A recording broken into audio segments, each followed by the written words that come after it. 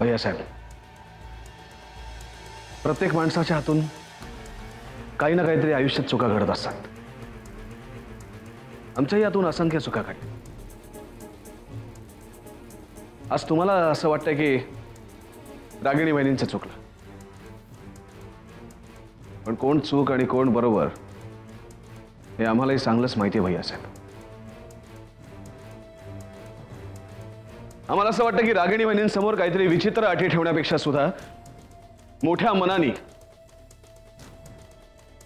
या घरात प्रवेश करायची त्यांना परवानगी द्या भैया साहेब. भैया साहेब, यांनी आपल्यातले वाद मिटतील आणि तुमच्याबद्दलचा आमच्या मनातला आदर अजून वाढेल. आदित्य राजे, रणवीर राजे बोलतायत हे सत्य आहे आणि तुम्हाला त्यांच्याबद्दल जर आदर वाटत असेल तर तुम्ही त्यांना साथ द्यायला हवी. कोणाची साथ द्यायची याची आम्हाला चांगली जाणीव आहे साईमा.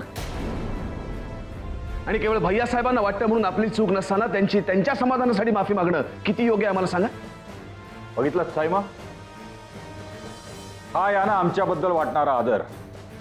आज राजे शिर्के घराण्याच्या प्रतिष्ठेकरता आम्ही झगडत असताना हे आम्हाला आरोपीच्या पिंजऱ्यात उभं करतायत. भैया साहेब, आम्ही अजूनही संयम बाळगून आहोत याचा अर्थ आम्हाला काही कळत नाही असा होत नाही. आदित्य राजे, भैया साहेब,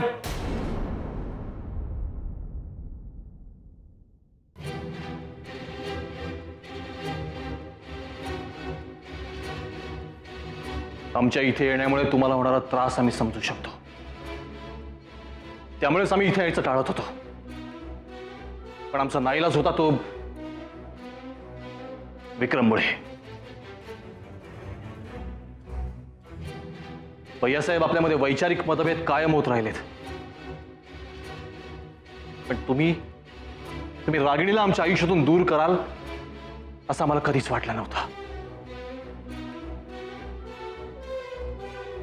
आमच्या आजारपणात रागिणी आम्हाला सोडून गेली असं तुम्ही आम्हाला वारंवार सांगत राहिलात. आम्ही दारूच्या आहारी गेलो.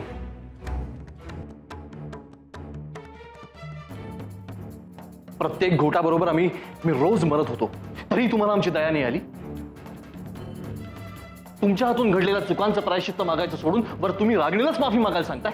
हा कुठला न्याय? आणि हाच जर का न्याय असेल ना भैया साहेब, तर लक्षात ठेवा, या घराबाहेर जगायला आम्ही समर्थ आहोत.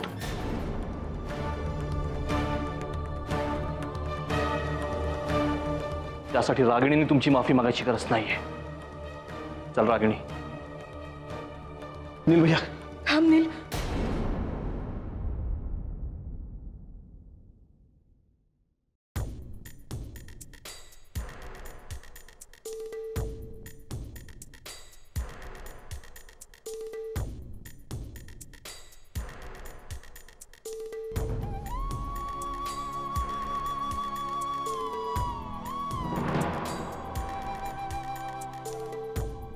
रागिणी,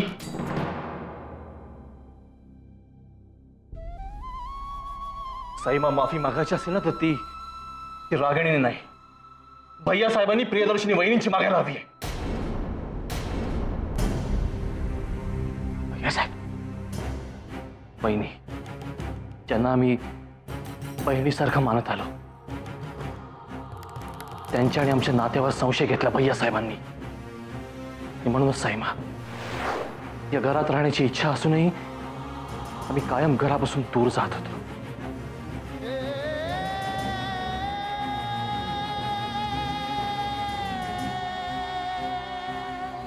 भैया साहेब, नील भैया जे बोलतायत ते खरं आहे. आम्हाला आता या विषयावर काहीच बोलायचं नाही. नील राजे, तुम्ही आतापर्यंत बोललात ते खूप बोललात, पण आता आवर घाला. या बाईमुळे तुम्हा तिघा भावात त्याचं भांडण होतंय ते आम्हाला बघवत नाहीये. साईमा, अजूनही वेळ गेलेली नाहीये. अजूनही योग्य काय तो निर्णय घ्या. नाही विक्रम, आम्हाला तर त्याची गरज वाटत नाहीये. कारण या घराबद्दल आता आत्मीयताच आमच्यात उरलेली नाही. आणि विक्रम, तूही आम्हाला परत इथे बोलवण्याचा हट्ट करू नकोस. वहिनी, तुम्ही खूप केलेत आमच्यासाठी. लहान भावाप्रमाणे सांभाळत आम्हाला, हे आम्ही कधीच नाही विसरणार. वहिनी, तुमच्यासाठी आता एक चांगली गोष्ट होणार आहे. आमच्यावरून संशय घेऊन तुम्हाला आता भैयासाहेब तुम्हाला कधीच त्रास देणार नाहीयेत.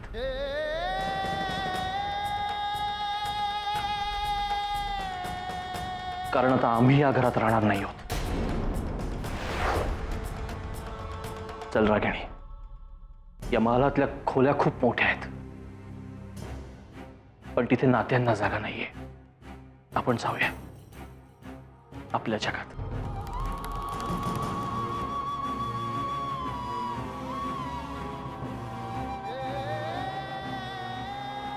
विक्रम सोड. विक्रम, आम्हाला जाऊ दे. पुरेशा पदे आमची, काही बोलणार नाही असो. सोडा मला. वहिनी तुम्ही सांगा त्यांना. वहिनी भैयाला सांगा ना. वहिनी.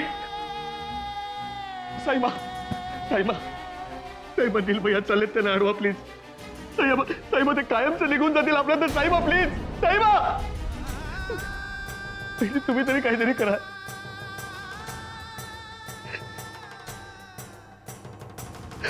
वहिनी. नीलभैया.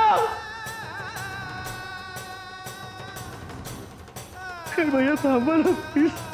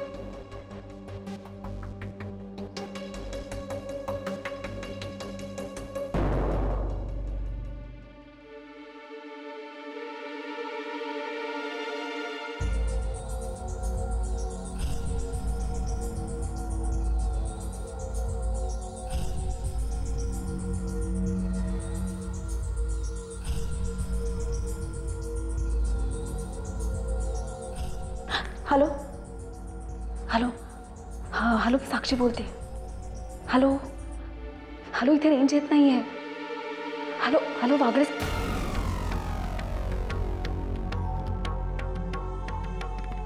काय करतेस साक्षी?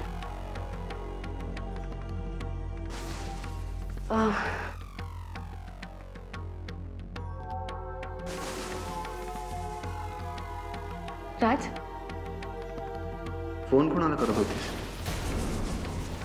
आणि मी आल्यावर कट का केलास? माझ्या नकळत कोणाशी बोलायचं होतं? असं का बोलतोस तू? नाही साक्षी, तू माझ्यापासून काहीतरी लपवतीयस, हो ना? माझ्या डोळ्यात बघून सांग साक्षी.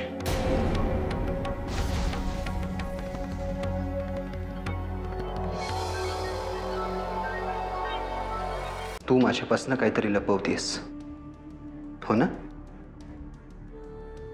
माझ्या डोळ्यात बघून सांग साक्षी. राज, काय बोलतोयस तू? विश्वास नाही आहे का तुझा माझ्यावर? मग सांग ना, फोन कोणाला केला होतास? मी घरी. हो, मग कट का केलास? आईने उचलला ना फोन, म्हणून कट केला. नाही म्हणजे मला देवशी बोलायचं होतं ना.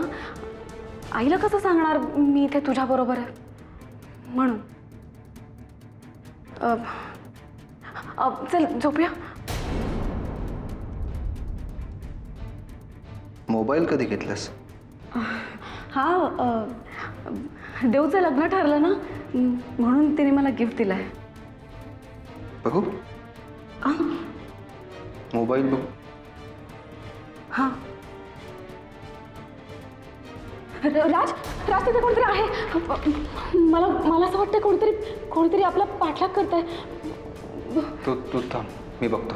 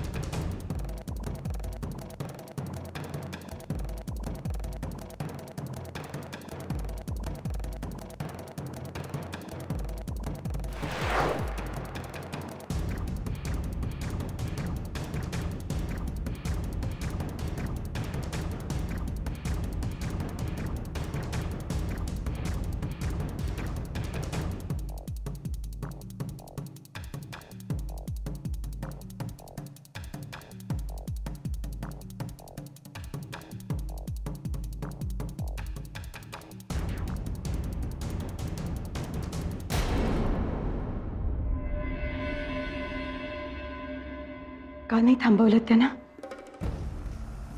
नाही वाटलं? इतकं सगळं घडून गेल्यावर आजही नाही वाटलं त्यांना थांबावंसं? सख्खे भाऊ आहेत ना ते तुमचे? का असे वागता? असेच जर सगळ्यांची मनं दुखवत राहिलात ना तर एक एक करत सगळी नाती दुरावतील तुम्हाला.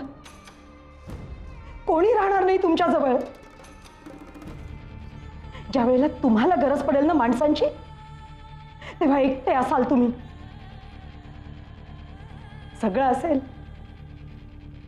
ज्याचा गर्व आहे ना तुम्हाला, तुमची सत्ता, तुमची श्रीमंती हे असेल सोबत, पण तरीही माणूस म्हणून एकटे उराल.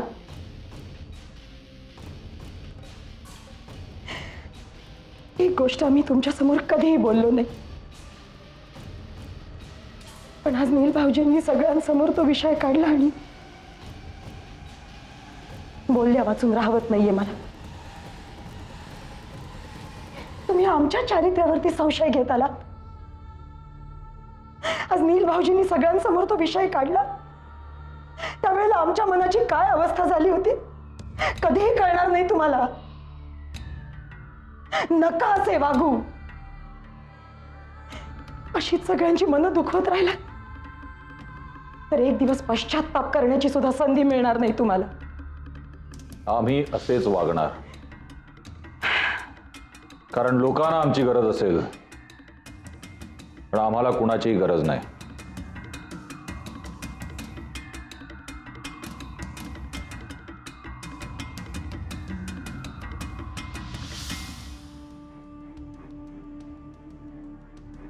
कोण होतं?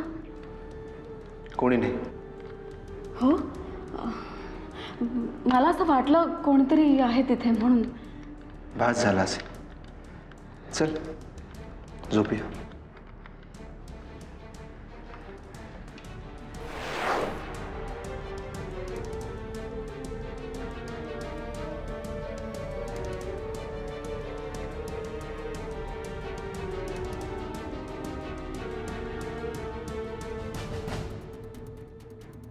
राज, तुला माझा मोबाईल बघायचा होता ना?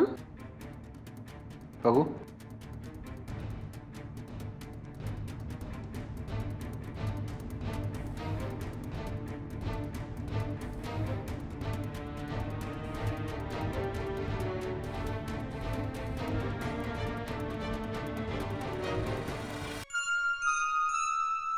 राज, तुला माझा मोबाईल बघायचा होता ना? बघू.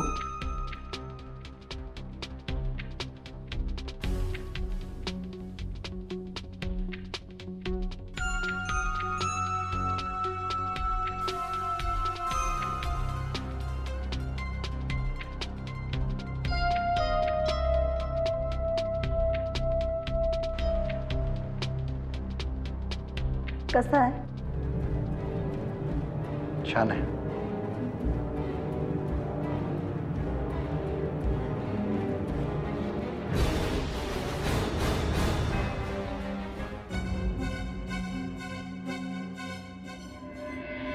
गणपती बाप्पा मोरया.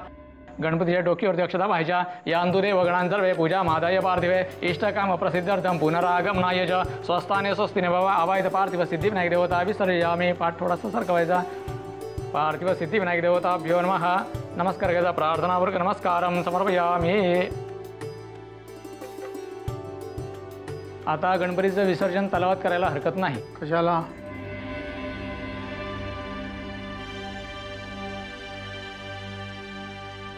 देव, मी तुला सांगितलंय ना काय करायचं ते. हो दादू. कसली व्यवस्था? यावर्षी आपण तळ्यावर नाही, तर अंगणातल्या पाण्याच्या पिपात त्याचं विसर्जन करायचं आहे.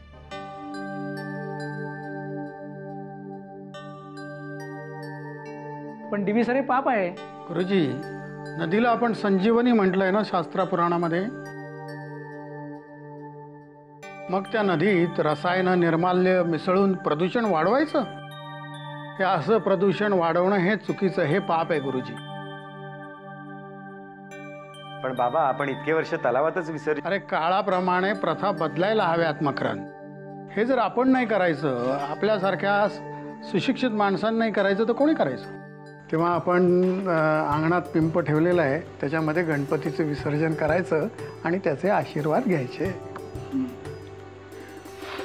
चला. गणपती बाप्पा मोरया.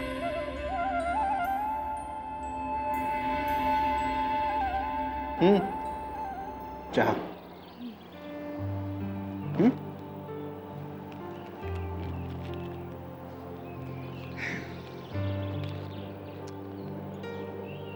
साक्षी, तू माझ्याकडे राहायला आलीस तेव्हा घरच्यांना काय सांगून आलीस?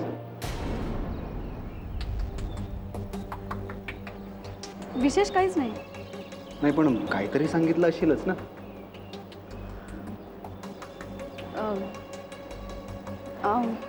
हां, म्हणजे मी असं सांगितलं होतं की पुण्याच्या ताई मावशींकडे चालले आहे.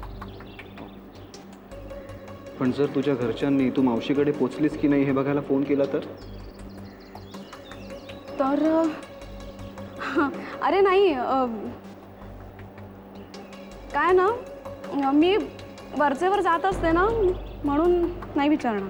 नाही, पण तरी फोन केला तर? तर राज, एक आयडिया आहे. त्यांनी तुझ्या मावशीला फोन करण्याआधी तूच तुझ्या घरी फोन करून सांग. म्हणजे काय, त्यांना काळजी वाटणार नाही आणि आपला कोणाला संशय येणार नाही. हां, गुड आयडिया. मी नंतर फोन करते. नंतर कशाला? आहे की आत्ताच लावून. आत्ताच लाव. राज, अरे घे लावलाय. बोल बोल. राज, काय आहे? जबरदस्ती काय करतोयस तू? का साक्षी, जबरदस्ती नाही. आपल्याला सावध राहायला हवं म्हणून म्हणतोय. लाव.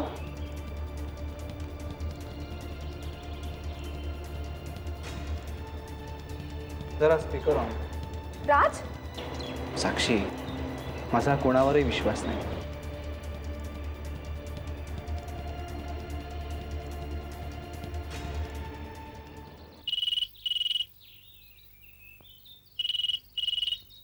हॅलो. हॅलो देऊ. साक्षी? हां, मी साक्षीच बोलते. कशी आहेस तू? आणि तू पोचलीस का त्या ठरलेल्या ठिकाणी? हां, हो हो, मी ठरल्याप्रमाणे ताई मावशींकडे पोचले. नाही म्हणजे आईचं शेवटपर्यंत ठरत नव्हतं ना कुठल्या मावशीकडे जायचं म्हणून. हां, कशी आहे मावशी? मावशी मजेत आहे एकदम. तुला बोलायचंय तिच्या?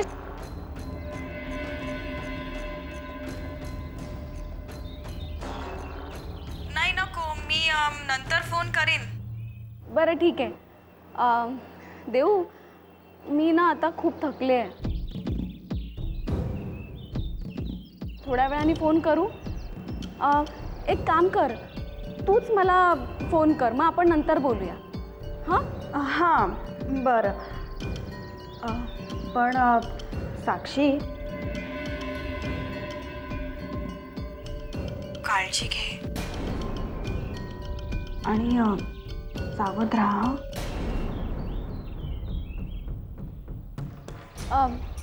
का देऊ म्हणजे सावध राहा असं का बोलतेस तू?